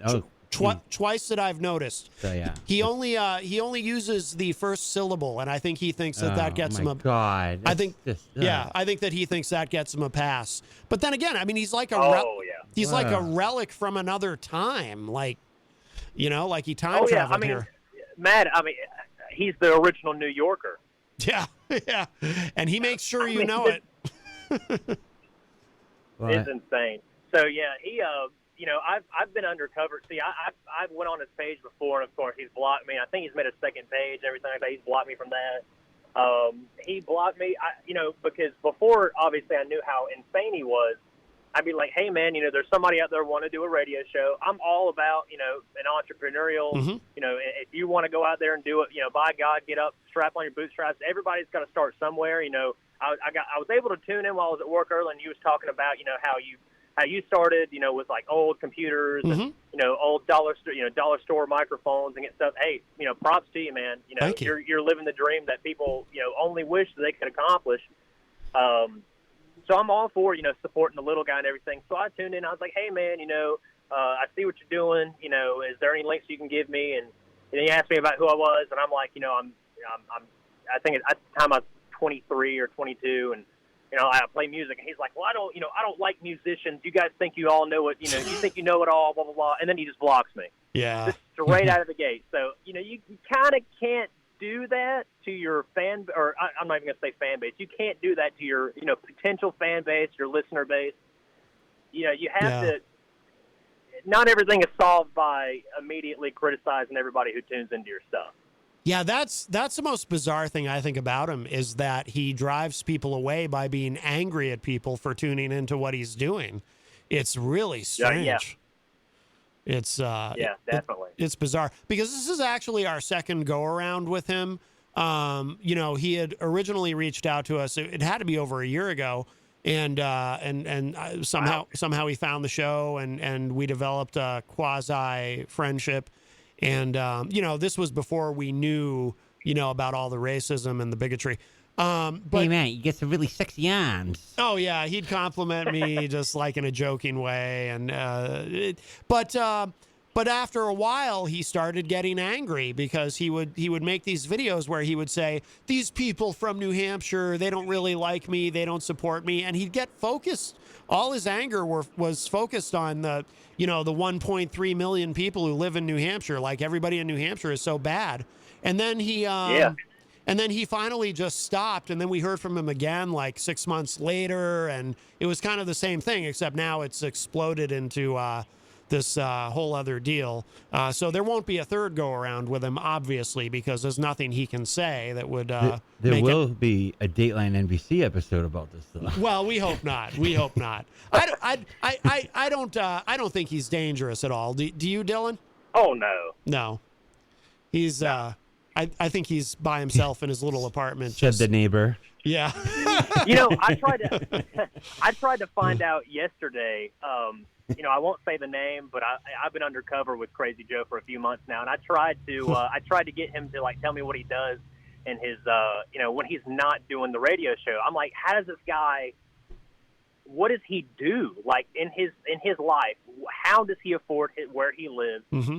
He says he spends the most money on the best internet, and obviously he has awful, horrible, grainy video, which that means he doesn't have the best internet, but yeah, I pay for this, I pay for that. And I tried to find out. I'm like, man, what do you do? And he's like, I don't really want to tell anyone what I do. he just goes off on this. I'm like, man, I almost had him, but Yeah. I have a theory. He's always been odd. I will say, though, in the past probably year, he has been significantly more hostile than previous. Yeah. So, legally, I don't think you have to worry about definition of character or anything like that. No, certainly not. Certainly not. I will say my favorite euphemism that he's ever used towards you, at least, and of course it's radio friendly. I know I can't say the awful things he says, but he said one day that you were baking in your glory, and I said that is just beautiful right there. Yes, baking in my glory. Gonzo, you said you have a theory? I have a theory how he makes his money. Yeah. Oh, I think he sues people. I think he antagonizes them. If he's been getting this longevity, he settles out of court. Like he puts forward a case, and 1 out of maybe 10 will give him some money. could be. That's Dirk Don in the chat says that's his hypothesis too. He's either doing that or he's living off the government. He might even have a PI that's digging into people and getting personal leverage. Like if you're cheating on your wife or something like that, it's worth it to write a check. I mean, that's what I'd be doing if I was him. But who would ever work for him though? You know, like like sleazy a lawyer. PIs, man. A private dick. If he has money, but he probably doesn't have any money. I don't think he has any money. I think he's got probably about 150 at least. No, 1,000 sitting in the back. It's not an awful hypothesis, and it actually, Yeah. I mean, of all the options, like, he could say, I work in construction, which you explain is filthy mouth, but, he could say something like that, but honestly, I don't think he is mentally capable of, putting something together like suing a company and settling. He just doesn't strike me as a guy who can, he I don't know. It doesn't seem right. Yeah, to me. but I mean, hey, it could happen. if but he to has me, a good- a guy who can't navigate Google or Yahoo, I don't know. If he has a decent, effective formula, though, that's been working, there's a lawyer out there that'll be like teaming up with him, and I'll do it. You just keep antagonizing people, Joe. You get people to say whatever, and then, I mean, if it's worked 3 times, the lawyer will think it'll work 8 times. Right. Yeah. I mean, his it job could is happen. the antagonizing, not the brains. Yeah. Yeah. Maybe. I don't know. I made Well, this all up in my head. Matt, I'm gonna hop off here, man. I appreciate you letting me be on here. Best of luck with your show. Of course, I'm gonna be following. Thank you. But best of luck to everybody, man. If you need anything at all, reach out. You have a new fan down here in North Carolina, man. Nice. So keep what you're doing. Oh, I appreciate it, Dillon. All right. Thank you so much for the call. Appreciate it. Bye, Dillon. Yes, sir. Thank you. All right. Take care. Bye-bye. So I really thought he was outside. I'm not lying. Oh, yeah. No, that's I'm funny. like, he's like, but I'm here now. I'm like, another guy. I can see how he's late. It happens. People are late. No, I appreciate your offering to help with that, though. Yeah, I was just outside. I had, I went to Mint, and I was going to have Tim Baines call and tell you that I was outside. Oh, really? Yeah. He was like, I'll do it. Yeah. He wasn't pumped about it. And then, He wasn't pumped about it? he wasn't he was kind of confused. I would have think he'd been excited. My name is Tim Baines. Today I'm excited. I bet he would have led with that. Yeah. And by the way, some schmucks outside. Oh, that's funny. But my buddy let me in, and a fellow artist Oh, upstairs. good. Who? You might know him by Brendan. Brendan McCormick, yes. He does great work. He's got great some work. steam too. He's got some traction. He's rising up. We have a call. We'll grab this. Hi, welcome to Matt Connarton Unleashed. Who's this? Yes, hi, this is Erin. Hi, Aaron. Aaron. Hi. I was just calling in reference to Gonzo's new show coming up, Strangers with Candy. Yes. I believe there was a comedy like on HBO a ways back with a little blonde girl and like her sidekicks, and they just did a bunch of stuff running around the city and drinking wine and having a great time. There was a show, and in fact, Stephen Colbert was one of the actors on that program. I think before he was even on The Daily Show. Thanks for the heads up, man. Yeah. So there may be I'll change that. there may be an intellectual property issue. Thank you for bringing that to everyone's Thank attention. you very much. And they always say when you come up with a good idea, Google it. Mm-hmm. Yes. But the concept's good. Would you like that concept? a different guest every week, and then you make it about them. You feature them in whatever topic, and then you get a potpourri of material. Ooh, a potpourri. Yeah. All right, you guys. Have a great afternoon. All right, Aaron. Thank you for the call. No problem. Bye-bye. Maybe, okay, so maybe you could call it Strangers with Potpourri. Gonzo with candy? Or Gonzo with candy. That sounds a little creepy. Yeah, I'm not going down that road. Yeah, that That's sounds a little not my creepy. style. I like our good Reese's, though. Yeah. Oh, we have another call. We'll grab this. Hi, welcome to Matt Connarton Unleashed. Who's this? My name is Dillon, and I'm a new fan of yours there, Matt. Oh, this is Bill, huh? This is Matt Dillon down here in North Carolina, and I'll tell you what, there, I thought it was boy. Bill. You're one talented guy, I'll tell you, and that damn Crazy Joe, he just can't compete with someone like you there, Matt. Well, I think that's fairly obvious. I'm you know what it is? I'm just jealous of him, though, because I'm afraid that I can't compete with him. Well, he ain't I alone wouldn't there, worry too cowboy. much about that, Matt, because you got nothing to concern yourself about. I've been following that guy, and I'll tell you something, Matt. You are right on the money. You are right on the money. You say this is Matt Dillon down from North Carolina? I've heard that you're a master hypnotist, but your perception of people is just out of this world. Wow. Yo, hey, Dillon, you remember me? Back down in North Carolina? Yeah, I vaguely. I thought you were really don't know Dillon. there for sure. That was Dillon. Dillon, listen here. Listen here. Let me tell you this one. Yeah. Your accent is more prospect there than Yes, sir. an authentic North Carolina accent. You hear? Yes, sir. Now, toe Yes, the sir. line. I can't understand your accent. It's a little bit too heavy. You must be from Chattanooga, Tennessee. I say. Dillon. Well, anyway, I just want to say that, Mr. Matt, you got a loyal fan down here in North Carolina. I'm going to spread the word out there because we're not too far from where Mayberry RFD was filmed there in North Carolina. And I'll tell you what, boy, you got some talent, and your perception of psychology is just out of this world. Oh, you lost your accent there for a minute. minute. I'm in disbelief. You got that guy pegged, and wow. I can't even get the words out of my mouth. Well, Dillon, you should see his arms from here. This boy he must work out twice a day. You should see his arms up in person. Because you've never been out to New Hampshire. I don't know what you're talking about. Can't understand your southern accent, boy. Oh, it's Prospector. Yes, all right. It's anyway, hills in them I goals. got to get out of here. Y'all have a good day up there in New Hampshire. I'm going to go down here and play my banjo. I'll catch y'all later. Bye-bye. Yeah, very good. Wow. He's playing Keno, I bet. Well, he really livened up the show there. But, some people said that Matt's show is boring. I don't think my show is boring. Wow, how about that? Yeah, Dillon called in twice in a row. That's not cool, bro. Yeah. That's something Easy would do. Well, first he said his name was Bill. Bill the Prospector, I think. Oh, did he? I didn't hear that. Yeah. I thought it was Dillon. But then he said his name was Matt Dillon. It's very confusing. From Wild Things? Very confusing. Wow. The actor. When you started talking, have you ever seen In the Heat of the Night? Not the show, but the movie? Yeah. You sounded like Rod Steiger in The Heat of the Night. So here's the thing about an accent from the South. You gotta watch it.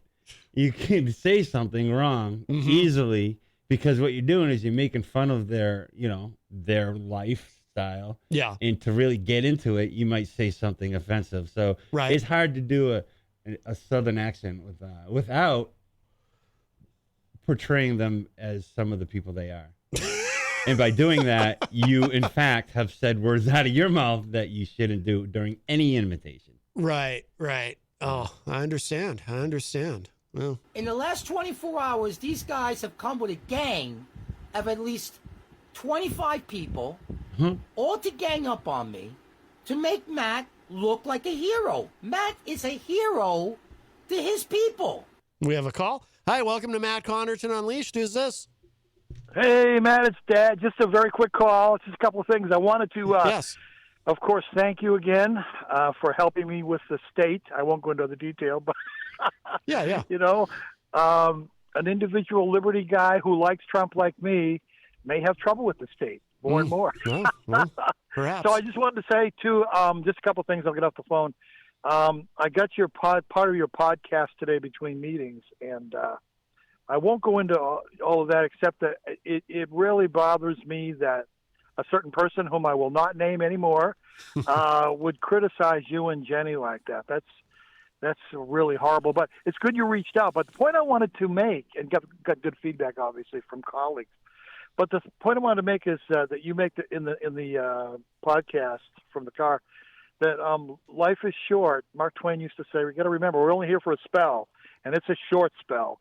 And, reconciliation is a big deal in the Judeo-Christian communities, and I'm sure in Islam, I don't know that much about Islam, but reconciliation is a big deal. And when you have that, it's a key of the 12-step program, of course. So when you have that, you have amazing joy and love and peace.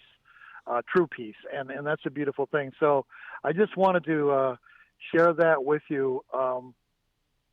And whether someone's 64 or 74, and then obviously younger, the younger generation, there's no excuse for anti-Semitism or racism. You know?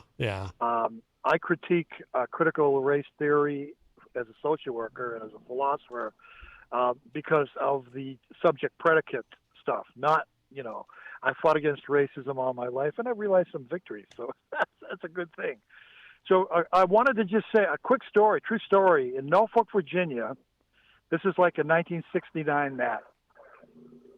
I used to go into this health food store downtown, and, I would buy some vitamins, but I would also, have read a paper or something and sit at this health food bar. I get carrot and apple juice that this woman she happened to be a woman, owner of the store, would make for me. So one day this man came in. He had to be in his 60s, maybe early 70s. He's all dressed up. He's got a beautiful bow tie on, and I had my uniform on. Sometimes I'd be in civilian clothes. I had my uniform on that day because I was watching a movie or something. And so he started talking to me, about Southeast Asia and the Navy. And, he seemed like a kind man. I thought he was a college professor. Are you with me so far? Am I making sense? Yeah. So then he began to talk about Bobby Kennedy and Martin Luther King, both of whom I was a big fan of and supported, of course, in the 60s. And he said some awful things all of a sudden. So I was shocked, Yeah. He said some racist things. And so I said, calmly, well, I don't agree with you, sir. I was very careful what I said. I said in a very soft tone. And he said, well, I'm leaving the store. So, and this was after Dr. King and one of my heroes and Bobby Kennedy, whom I liked very much, were assassinated. This is awful.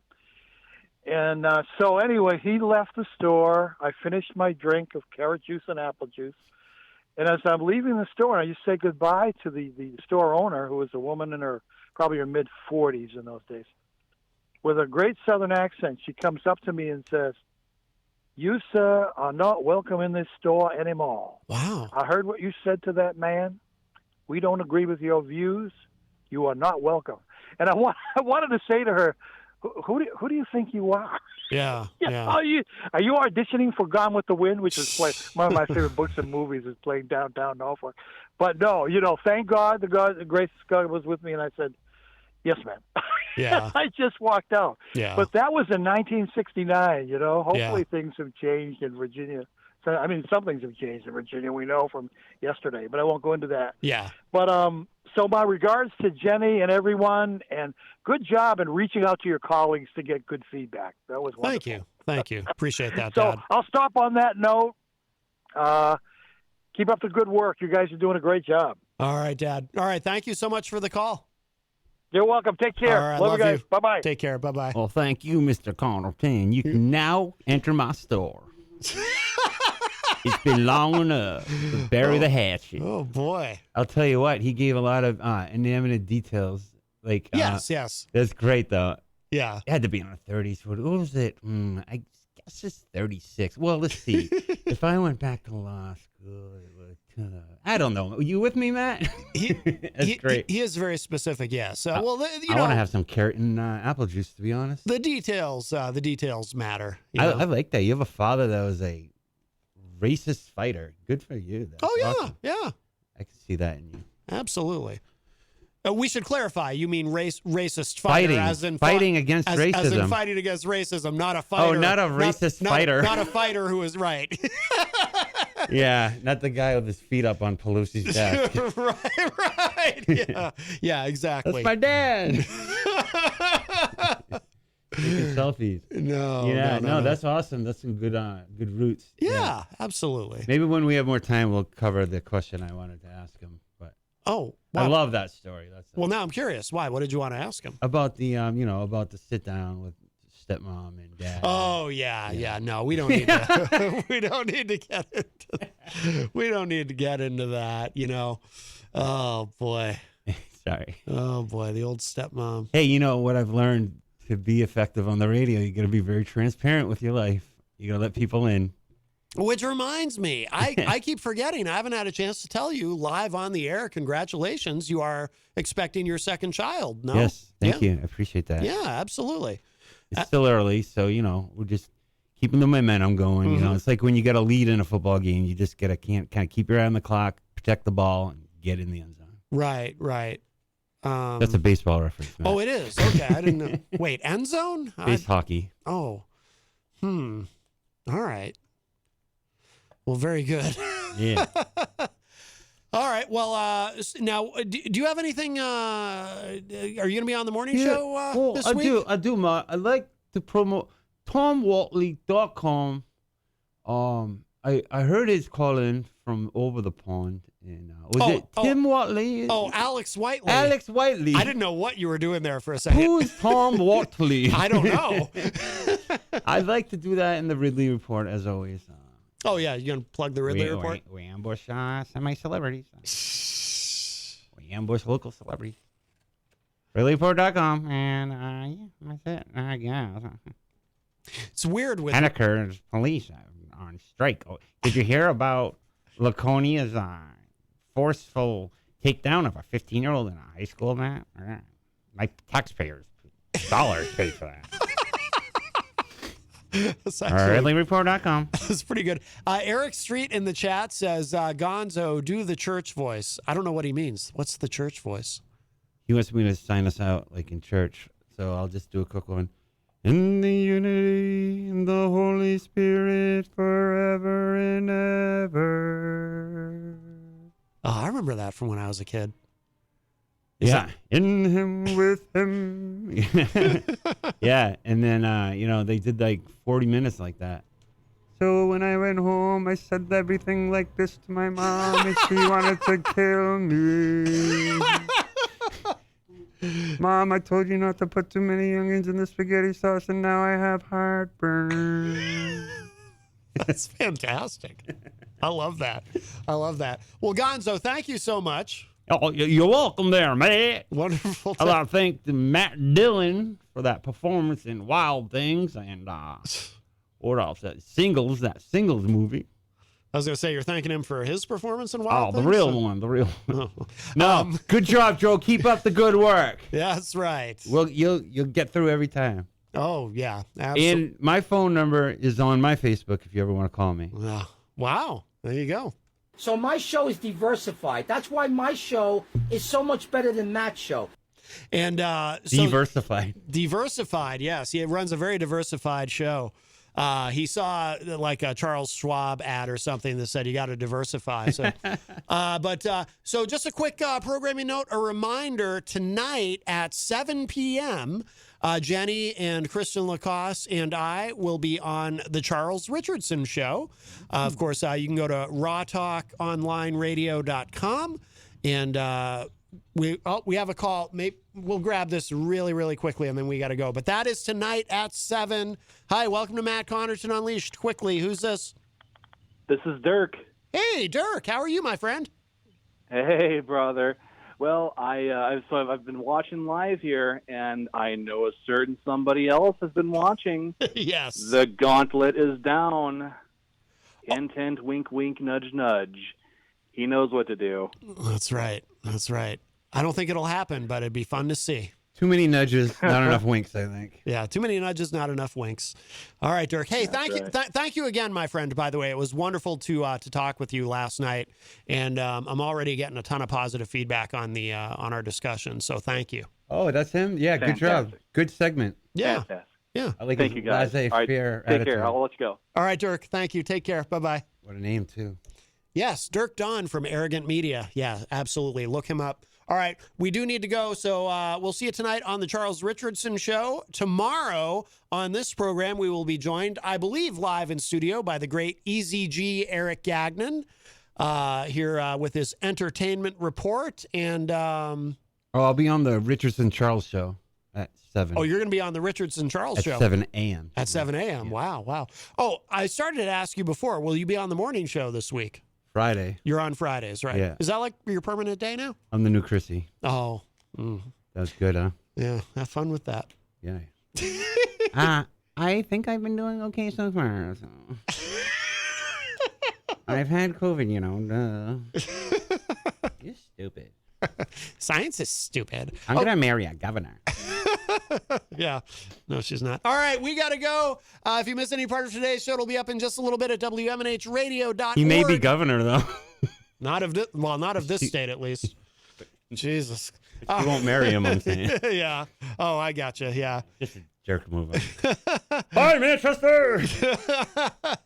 We're going to leave you with, just for the hell of it, just a little bit of this call that we got the other day from our other crazy friend, Crazy Lou. We'll play out with this, and we'll talk at y'all a little bit later. Bye, everybody. Unleashed, who's this? Hey, this is Matt Connarton. This is Crazy Lou from New York's Crazy Lou Rocky Road Review. Listen, I don't know if you're too busy right now, but I need your help. Oh boy! I need your help. Listen, you basically gave me the job because I'm the true New Yorker, not this crazy Joe. You gave me Crazy Lou the job. Hey, yeah. I'm trying to get you my demo tape. Now, everybody in New York knows the best way to record is by VHS. So I'm trying to send my VHS recording through the email system. Now, if it can't work with AOL Messenger, then it's not going to work with anything. And I went on, I asked Jeeves. Jeeves on the interweb, Jeeves said that same thing. Now, I know you got a line of techs out there. I want you to get a technician out here and stop my VCR's clock from flashing because I think that's what's causing the problems.